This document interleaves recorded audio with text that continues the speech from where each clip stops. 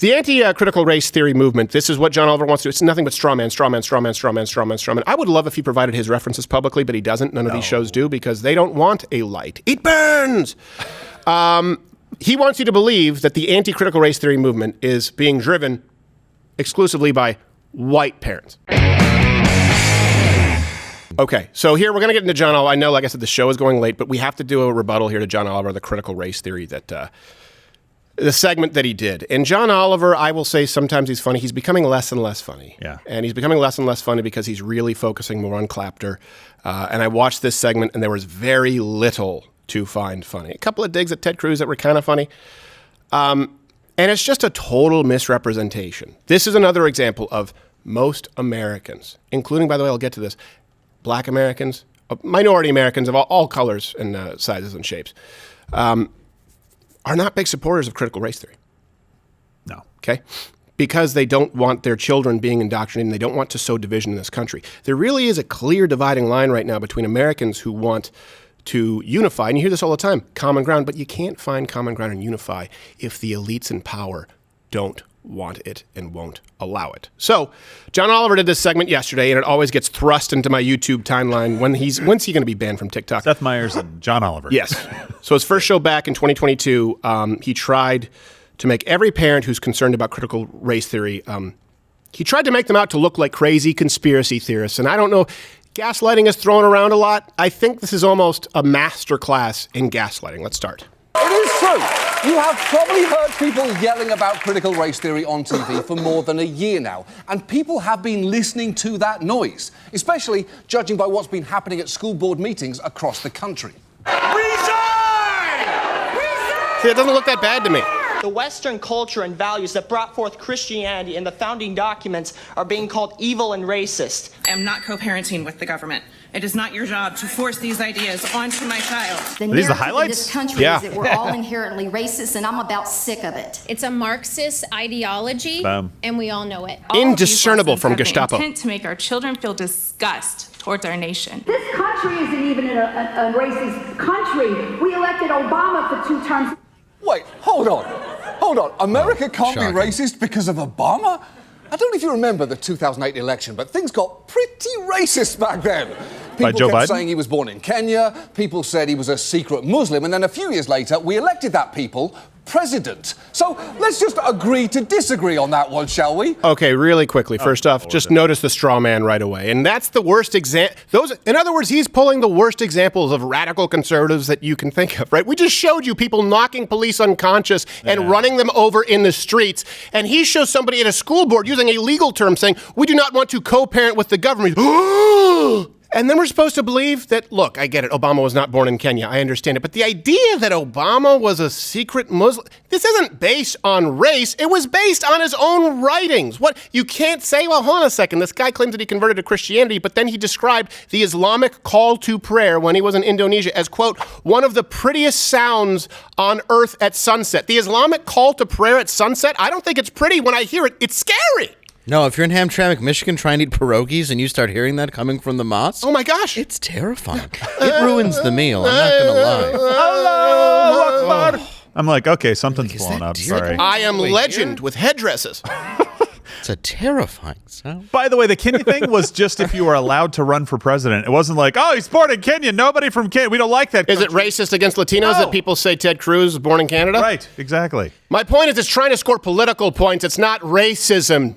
I'm not saying there was no racism aimed at Barack Obama, but it was not mainstream. And by the way, you're saying this man was elected president. Really? How about the guy who said they want to put y'all back in chains? How about the guy who said the N-word repeatedly to Clarence Thomas's face? How about the guy who said if you don't vote for me, you're not black? And then that guy was voted former vice president. How about a clean and well-spoken word that I can't say? He said the first, no, we can say it because he said it too. You know, you've got the first clean and articulate Negro. Yeah. You know who's not articulate? Biden. You're right. Yeah. I mean, nobody. Here's what I hate, though. He's like, 2008. Stop calling it back then. Yeah. It's been the same damn. Nothing's changed in 20 years. You got former Vice President Biden. He doesn't even deserve it. He shouldn't even be relegated to a cabinet position. He shouldn't be relegated to a cabinet. If that's the Indian in my cupboard and it's Biden, I'm just squashing him. I wouldn't let him watch my kid for 8 minutes while I ran to the store. No. and he's in charge of the country. If it's a Biden in my cupboard, I'm calling toy soldiers. Yes. Yeah. The Gorgonauts. There's I Four people wouldn't trust him remember that riding the You back are of a my nerd. car. I'd be like, put a towel down. There's going to be shit. Yes. Also, put a towel in front of the front seats because there's going to be a 6-year-old. Yeah. So here we go. Let's move on to the claims that John Oliver makes. These are not correct. And all references available at louderwithcrowder.com if you're watching on Mug Club or on Rumble, which I would love. I would love more of you to switch from YouTube to Rumble, right? The choice is yours. I would love to be able to tell YouTube to go screw themselves. We have all the references, though, available on the pinned comment for those of you who are on YouTube. And for those of you who aren't, you can just go to louderwithcrowder.com because sometimes I get so many emails asking where the references. They're always publicly available for every single show. And I don't do that to brag. I do it because we're not that confident in always being right. So we want to make it publicly available because more minds actually create better ideas. Hey, there's a thought. Now, he claims that critical race theory is only a graduate level legal theory and that it is, and he says this, we're going to use his own words and his own examples throughout this rebuttal, that it's not taught to children.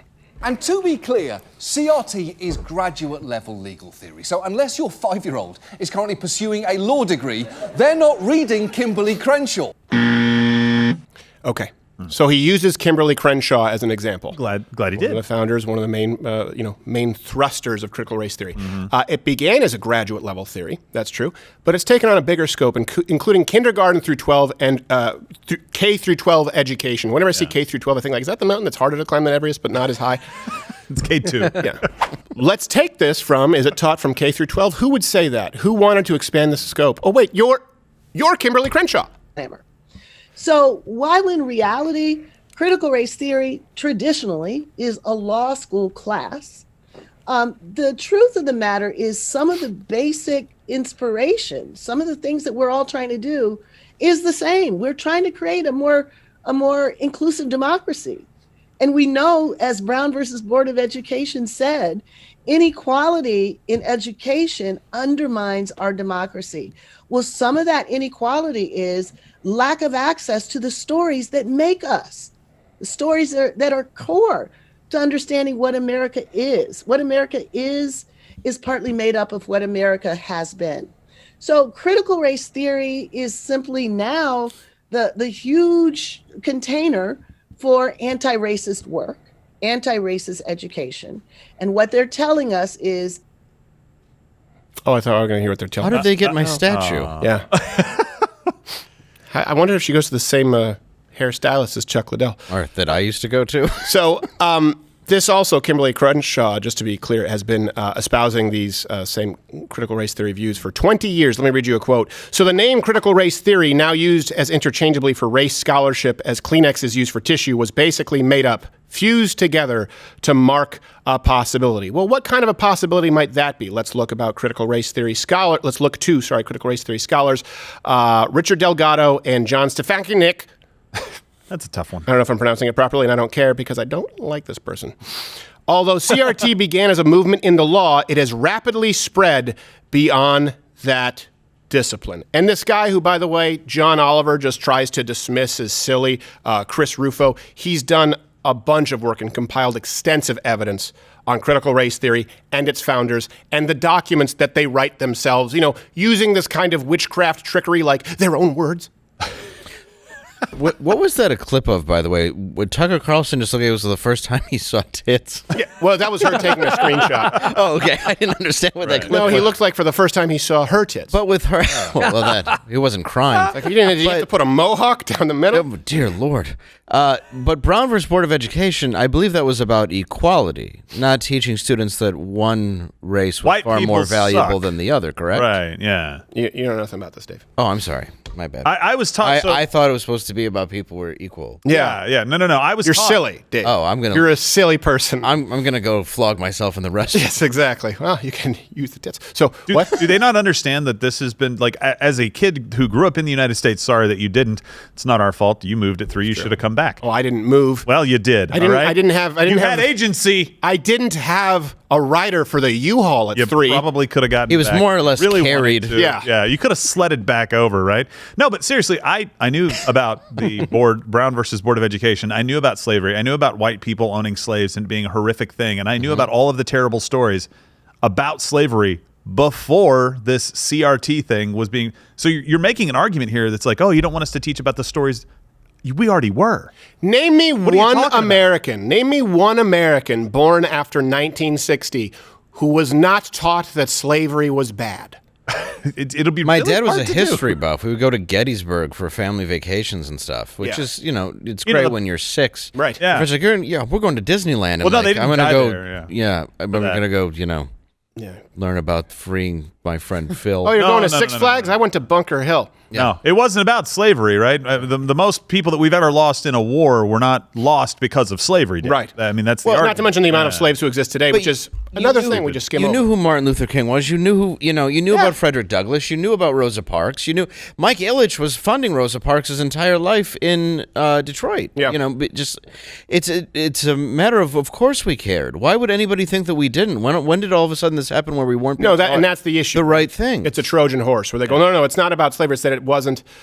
You're not guilted enough because now we need to make sure that is copy-pasted to all forms of inequity today. Not inequality, inequity, right? They've moved those terms. Inequity wasn't used as the term. No. It's now inequity. It's no longer about equality. So look, let me continue. In the 40s with stupid accents. Right. I don't feel guilty. 2015, going down this trail, the Virginia Department of Education told schools to, quote, embrace critical race theory. That's almost word for word the problem that we have with it. And, quote, to re-engineer attitudes and belief systems. Detroit School Superintendent Nikolai Vitti had this, because Detroit if it's Detroit schools, it's good. He had this to say about critical race theory. Our curriculum is deeply using critical race theory, especially in social studies, but you'll find it in English language arts and the other disciplines. We're very intentional about creating curriculum, infusing materials, and embedding critical race theory within. Now, here's the thing. I'm going to continue going back to this. The English arts, he said. It's about particularly injecting race where it needn't be. No one is saying that you shouldn't teach the discrepancy in race, of course, that occurred during the slave trade, right? Just as we should teach the inequity between races with the Mediterraneans who were enslaved by the North Africans, upwards of 1 million, depending on whether you look at the estimates. And again, this is why I say slavery wasn't really about race. It was about people enslaving other people, because you can find people from every race enslaving people from every other race, including their own race. So to see it solely through the prism of race is to misinterpret what the slave trade was. Not saying, like Whoopi did, the Holocaust was not about race. No, they said we're doing this because of race. Right, Slavery, they just said, we can enslave, these are the ones who are being sold. And it wasn't exclusive to one race of people. But this is the issue. And they want to gaslight Americans saying, you don't want this to be taught. No one is saying that American history shouldn't be taught. It's whether it is appropriate to inject it into, say, English studies, to inject it into, say, math. So Seattle Public Schools, I'm just going to rapid fire through this. They push critical race theory as a part of the racial equity and black studies programs. Universities, here's something else. Universities are actually preparing teachers on how to teach social justice to children using critical race theory scholarships. Now, let me make sure that you understand this. You're going to say, they're teaching it in universities? No. What I'm saying is they have critical race theory scholarships for people who learn how to teach it to children. That's several layers of systemic bullshit. And by the way, for 1,000 more examples, you can go to Chris Ruffo's Twitter, because John Oliver tried to tar and feather him, and he, of course, provides original sources. So we have the references all available. Okay, here's another point that John Oliver makes. He tries to say that Chris Ruffo pointing to CRT and government is, and this is what John Oliver does. Of course, we know that he cherry picks. If the side accuses you of doing something, they're often accusing you of what they're doing if it doesn't really make sense. He's accusing this Chris Ruffo, a man who studies critical race theory and is critical of it, of cherry picking. But in the wake of the George Floyd protests, just as America was beginning to grapple with systemic racism, Fox News began featuring $2 billion in damage as part of their efforts to swing that pendulum back hard. And in one appearance, he pointed to diversity trainings in government as evidence of CRT's influence. And he spoke directly to President Trump through the camera about what he wanted to see happen. And with that, CRT, or crucially, Ruffo's definition of it, was suddenly absolutely everywhere. Fox News kept pushing it, mentioning the term critical race theory nearly 5,000 times last year alone. And the network zeroed in on its supposed use in schools, with Ruffo telling Fox's audience that CRT has really become the default ideology of the public education system. Yes, absolutely. And what Ruffo has been cleverly doing is cherry-picking the worst examples that he can find of lessons in classrooms or training materials for teachers and saying, that is CRT. Okay. So we just showed you examples from, well, we used his examples to show you what they believe. We've just showed you examples of what they're teaching in some public school boards and what they want to teach.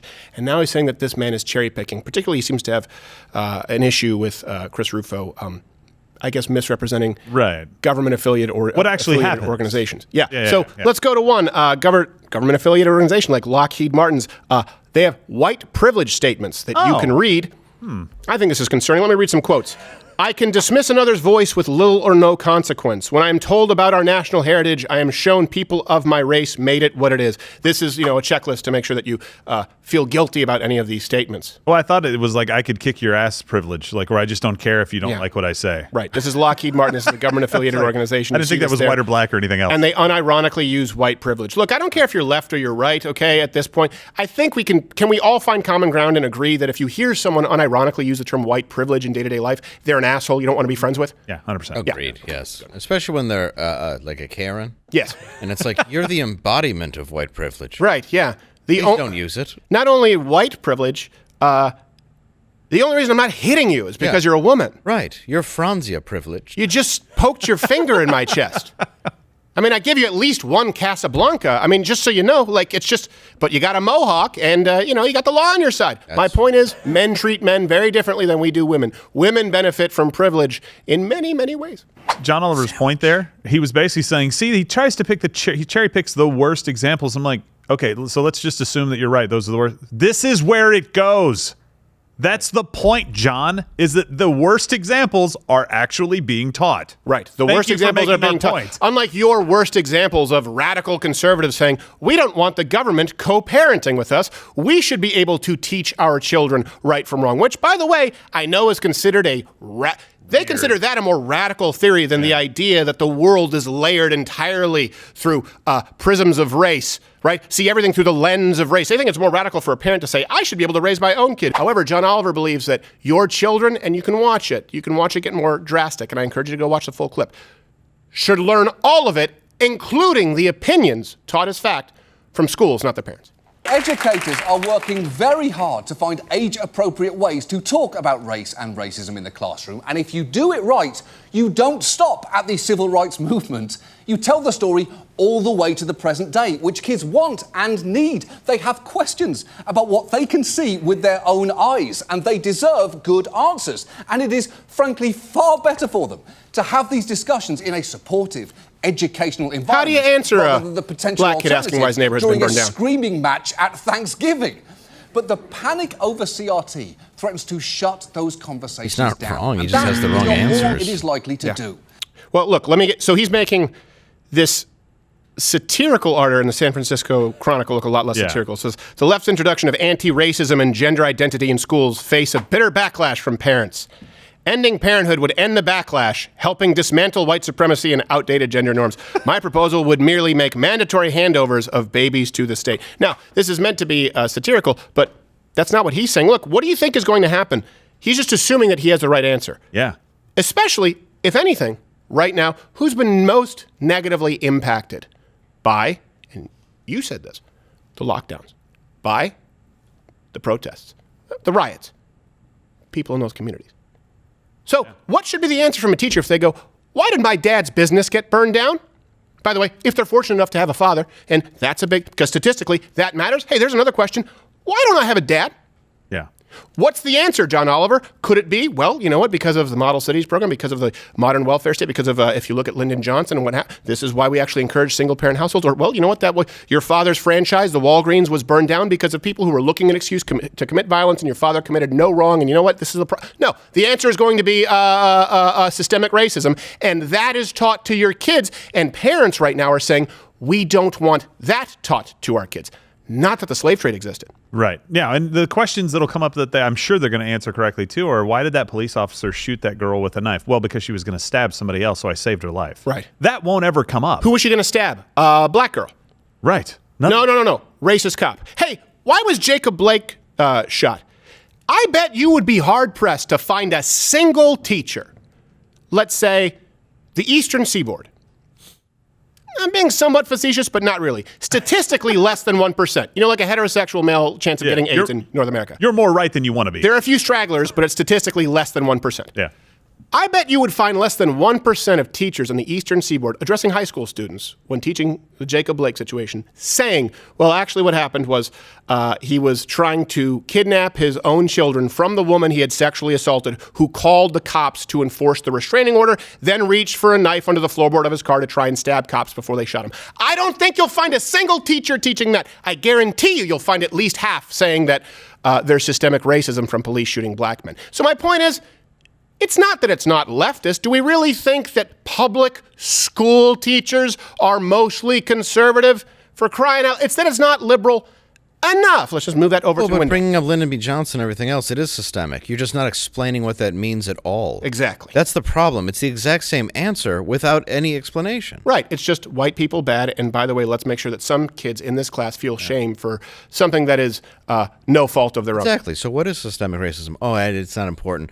But GoFundMe bought the guy a nice wheelchair. Yes. Yeah, exactly. Also, they bought some nice K-bars for the other catch and release felons over there in New York. So we're really proud about that. We have a revolving door. Literally. Yeah. You don't even have to post bail. Yeah. Okay, by the way, freeze the trucker funds, please. Okay. Sorry. I have to go back to curriculum. Now, the anti-critical race theory movement, this is what John Oliver wants to do. It's nothing but straw man. I would love if he provided his references publicly, but he doesn't. None of these shows do because they don't want a light. It burns! He wants you to believe that the anti-critical race theory movement is being driven exclusively by white parents. Even a manufactured panic is a panic.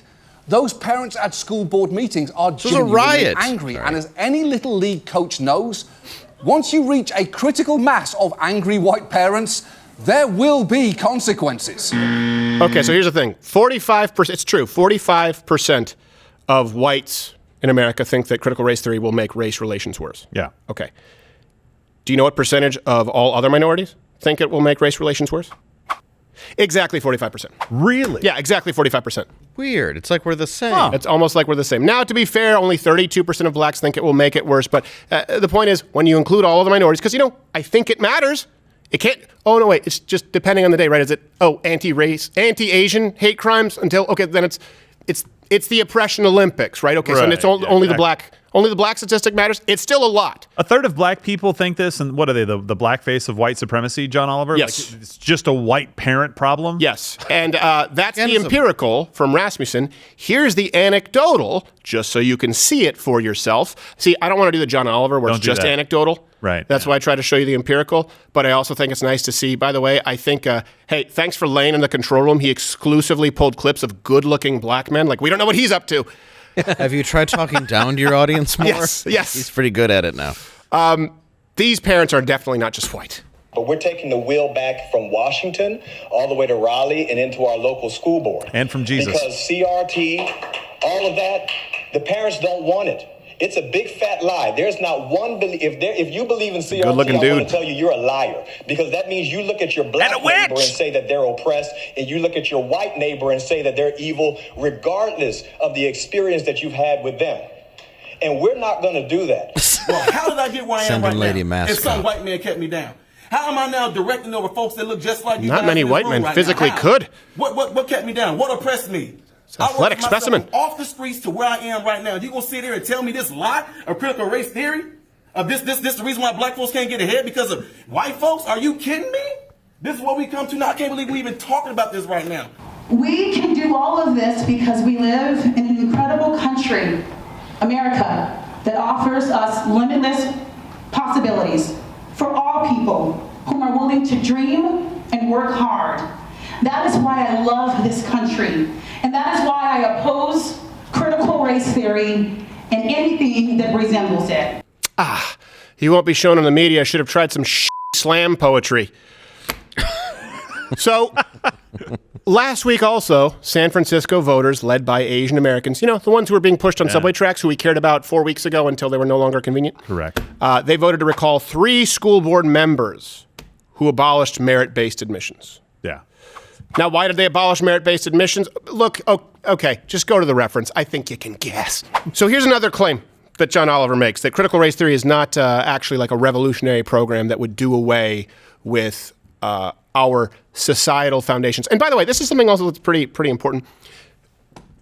Conservatives, people on the right, okay, we're concerned with the destruction of not institutions like reliable sources with Brian Stelter, not Nancy Pelosi's house, right? This is what they say now, like, oh, they're trying to... Do you know that guy's 36? I'm sorry to interrupt. I found that out yesterday.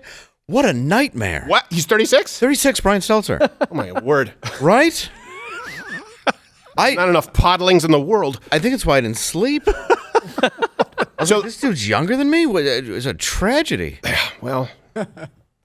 I'm sorry, I didn't mean to cut you off. We all have our black stains in history. I mean, just slavery, the railroads, internment camps. Stelter. God doesn't like you. No. I think this is important to notice. Conservatives are actually concerned with doing away with the foundations of our country, of what created this country. So, I mean, namely, this is why you see this is very different, right? You see the left, they talk about things like, well, okay, there's mistrust in our institutions. Well, hold on, you don't really trust the institutions because you want to add seats to the Supreme Court.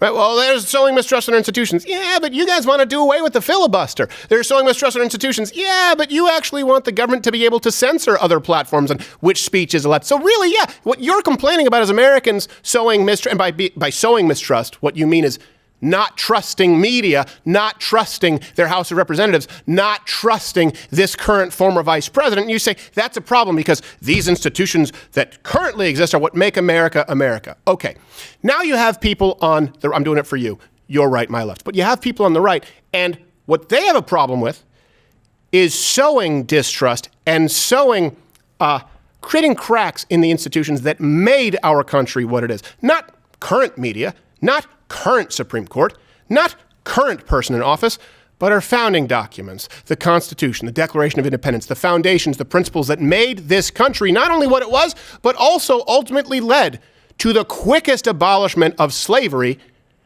that is, it's unprecedented, leaving a world superpower one century to become the only world superpower the next, while ending a centuries, millennia-long practice, at least in this portion of the world. It still exists across the globe, which we'll get to. So John Oliver tells you that conservatives are just concerned that CRT is a revolutionary program that might overturn constitutional principles.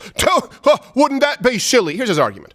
But critics of it argue that the ideas behind CRT are being taught in schools and often present a hyperbolically distorted version of what those ideas are. And a key person here is this man, a conservative activist named Christopher Ruffo. He claims CRT is actually a revolutionary program that would overturn the principles of the Declaration and destroy the remaining structure of the Constitution, which it just isn't. It isn't that. I don't really like to hear about what we should do with our Constitution from a guy who comes from a country that was so shitty we left and drafted it. So, true. CRT, critical race theory, I'm using the abbreviation. Yeah, it's fine. Kids like that. CRT. Edit. What did OJ have, CRT? Here's the definition of CRT. From who? From the founders of the feast. It is antithetical to the United States of America. The two cannot coexist. Just like, by the way, that bumper sticker, a lot of those little symbols can't coexist because the C wants to eat all the other letters. So this is the definition of CRT. Talking about my car. From the founders. They wrote, critical race theory questions the very foundations of the liberal order, including equality, theory, legal reasoning, enlightenment, rationalism, and neutral principles of constitutional law. Discussing race in a classroom is easy or even always done well. Experts in this field will readily admit that. Okay, so this is how he tries to frame it. He says, right, I'm not saying it's going to be easy. I'm not saying that... That's not the problem. That's not the problem that people... like people in this room have with critical race theory. Yeah. It's not that we think, oh, no, it should be easy to teach histories. No, none of us are saying it should be easy to teach the history of slavery. None of us are saying that should be an easy conversation to teach the history of the Holocaust. For crying out loud, Whoopi Goldberg needs remedial. But What we're saying is not whether it will be comfortable, whether it's appropriate. That's the problem that Americans have. And by the way, Americans of all colors have with critical race theory. They have a problem with race being injected into math, into science, into English, as you just heard from that language. The question here isn't whether discussing race will be easier, whether it be through CRT, Black Liberation Theology. The question that matters is, when is it appropriate?